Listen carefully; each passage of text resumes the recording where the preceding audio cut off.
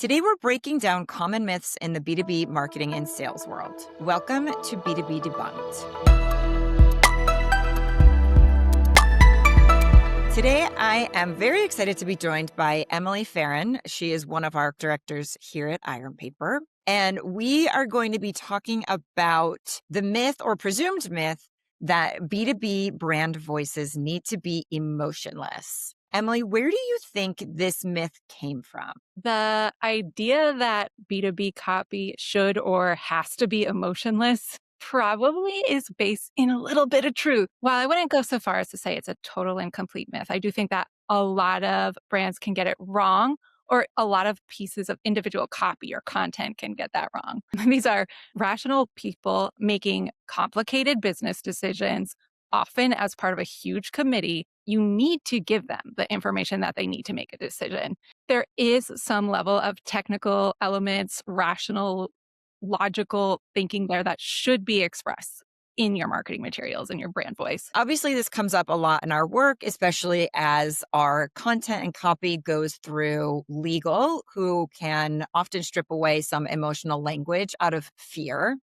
Some of our clients can also be a little reticent to pull on any emotional strings.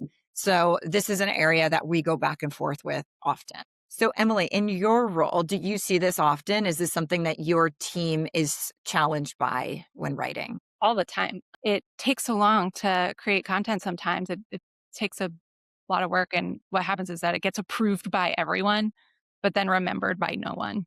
So much of the teeth get taken out of what was presented in the original draft.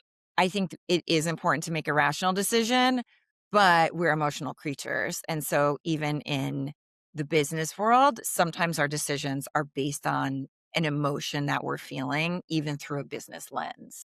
I guess another layer too is like this complexity problem. If you have a value proposition that has like 7 dependencies and 14 stakeholders and a 28-month buying cycle, to whittle that down into like pithy little emotional phrases is it's an oversimplification and it doesn't do anything good. I feel like the thing that I'm agreeing with you on there is that there's a point that it can go too far.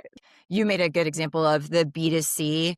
Our B2B buyers, they still want that confidence. They want to reduce the risk when they're making a buying decision. They want to have that trust in the brand that they're going with. And I think some emotion can drive that.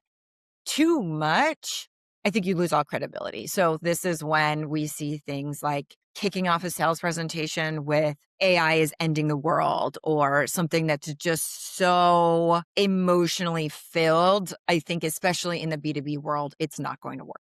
Maybe I found another point of disagreement with you. But I bet we can find a place to align on this. So if I am trying to get somebody to move on a decision or change their perspective, there's probably room for a little bit more evocativeness in that. But if I'm trying to get them to really understand the nitty gritty differences between 5 almost identical vendors, well, that's a job for a comparison chart. And there's not really a lot of room for flavor in that. Okay, so I think we agree there needs to be a balance. The hyperbole, I think you'll lose people, but the stiffness creates a distance from your buyers that isn't really going to convert.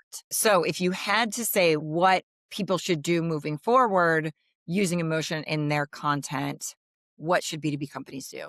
I could think of that two ways, like on a big picture strategy level. If I were like, okay, I'm launching a new product tomorrow, what do I need to do? What are the ducks I need to get in the row?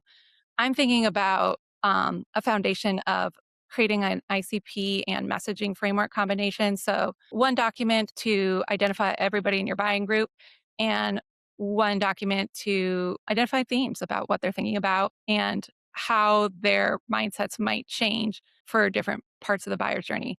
But all of that jargon aside, it's not like housekeeping work. It's the raw material for your human connection. If you find that like emotional truth of what keeps them up at night or what they're worried about presenting to their boss, that's when you can find those moments and not just use them to like inform your tone, like to decide, how are we showing up to these conversations? What are we working with here? What are we really talking about when we say leverage our solution? to round us out. The emotionless is probably not a good idea because, especially in the world of AI, we're all really worried about not speaking to an actual human. Overly emotional, you may just pull on these sort of, I'm also not a real company, or I'm just relying on that and don't have any true products or services to back it up. So I think recommending brands understand their buyers, understand what their buyers care about, and then layer on emotions appropriately. Yeah, I think that point you said about AI is so important because if AI is generating an unlimited amount of technically correct, rational information, it's also sanding away like all that emotional material. Yeah, it's more important than ever to like sound like actual humans and make sure that's expressed. Yes. Well, thank you so much for joining us, Emily. Make sure to subscribe to see the next episode of B2B Debunked.